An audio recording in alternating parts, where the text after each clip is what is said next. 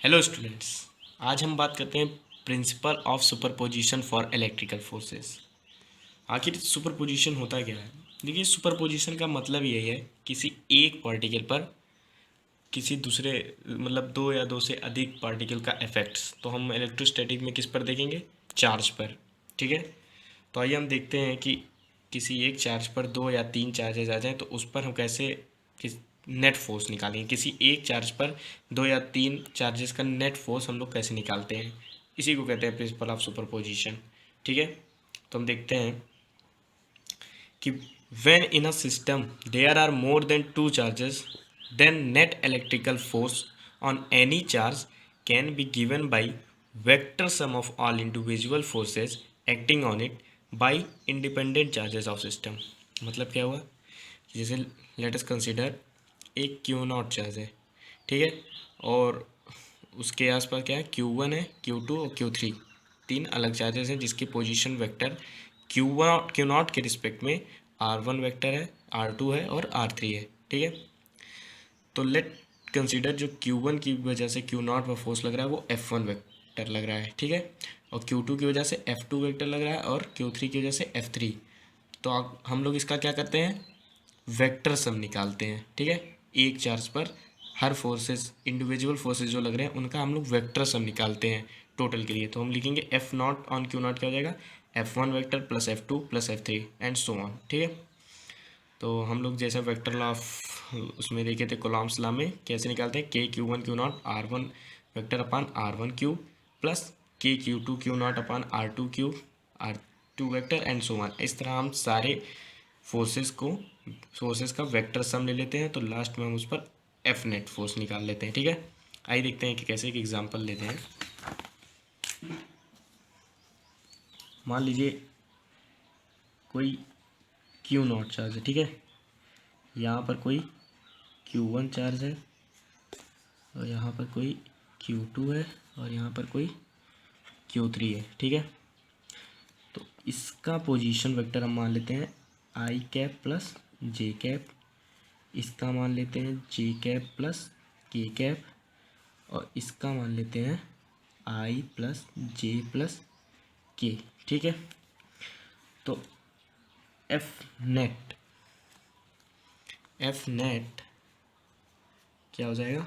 Q not पर F net on Q not, इसको हम मान लीजिए, इसको एफ टू कर लीजिए, इसको एफ थ्री कर लीजिए और इसको एफ वन। ठीक। तो F one vector plus F two vector plus F three vector. ठीक है। तो एफ वन कितना हो जाएगा? K Q one Q naught by R one कितना हो जाएगा? I cap plus J cap का रूट टू का whole cube I cap plus J cap R one vector. ठीक है। प्लस क्यू टू का क्या हो जाएगा? K q two q not, इसका भी मॉडुलस क्या हो जाएगा? रूट टू का होल क्यूब जे कैप प्लस के कैप। ये एफ नेट हम निकाल रहे हैं। ठीक है। और प्लस एफ थ्री कितना हो जाएगा? K Q three Q naught अपान आई प्लस जे प्लस के का मॉडुलस कितना मिलेगा? रूट थ्री का whole cube I cap plus J cap plus के कैप। ठीक। तो इसका आई कंपोनेंट सबका एक साथ लिख लेंगे और जे कंपोनेंट सबका एक साथ लिख लेंगे और के कंपोनेंट सबका एक साथ लिख लेंगे, वही एफ नेट फोर्स हो जाएगा। ठीक है। तो ऐसे हम लोग किसी भी पार्टिकल पर एफ नेट फोर्स निकालते हैं बाय वेक्टर सम। ठीक है। इसी को हम लोग कहते हैं principle superposition of electrical forces.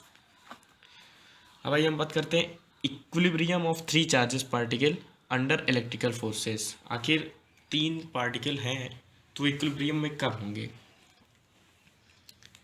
If three charges are in equilibrium only under electrical forces, अगर वो सिर्फ इलेक्ट्रिकल फोर्सेस में ही इक्विलिब्रियम में है, then it is possible only if, तब ही पॉसिबल होगा जब the three charges must be collinear, जब तीनों चार्ज कोलिनियर हो। क्यों? देखिए, मान लीजिए यहाँ कोई पॉजिटिव चार्ज Q2 है, यहाँ निगेटिव चार्ज Q1 है, यहाँ निगेटिव चार्ज Q3 है। ठीक है। तो इस Q2 हम जानते हैं कि जो अपोजिट चार्ज होंगे वो अट्रैक्ट करेंगे, तो फोर्स Q2 जो है वो अपनी तरफ फोर्स लगाएगा इधर, और ये जो Q3 है वो इधर फोर्स लगाएगा, तभी तो ये बैलेंस हो सकते हैं, क्योंकि ये इधर Q3 की वजह से इस पर इधर फोर्स लगेगा और Q2 की वजह से इधर, तभी तो ये बैलेंस कर सकता है। अगर कोलिनियर ना रहे तो मान लीजिए ऐसे ट्राइंगल बना ले, तो ये Q2 हो गया, यहाँ -Q है, ये -Q3, तो -Q3 से रिपेल करेगा, इधर आ जाएगा, और +Q2 से अट्रैक्ट करेगा, इस तरफ जाएगा, तो ये कभी भी बैलेंस नहीं कर पाएंगे, इसलिए कोलिनियर होना ज़रूरी है। And the next point is the three charges must not be of same sign. ठीक, सेम मैग्नीट्यूड, अरे सेम साइन नहीं होना चाहिए, सही बात है, क्योंकि अगर Q2 इस तरफ, मतलब Q2 अपनी तरफ अट्रैक्ट कर रहा है और Q3 भी मान लीजिए पॉजिटिव हो तो वो भी अट्रैक्ट करेगा, तो दोनों सेम साइन, सेम मतलब डायरेक्शन में फोर्स लगाएंगे, तो कभी वो बैलेंस नहीं कर पाएगा, इसलिए हमें ये ज़रूरी होना चाहिए कि जो हों वो अपोजिट चार्ज हों। The three charges must not be of same magnitude, same magnitude भी नहीं होना चाहिए। ये क्यों?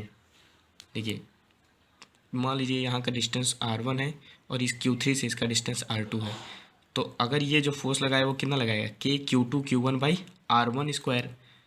और हम मान लें अगर Q3 भी उस सेम मैग्नीट्यूड का है और डायरेक्शन अलग अलग है, तो कभी भी वो बैलेंस नहीं कर पाएगा, क्योंकि सेम मैग्नीट्यूड का जगह और R1 अलग हो जाएगा, तो कभी भी फोर्स कैंसिल आउट नहीं कर सकते हैं।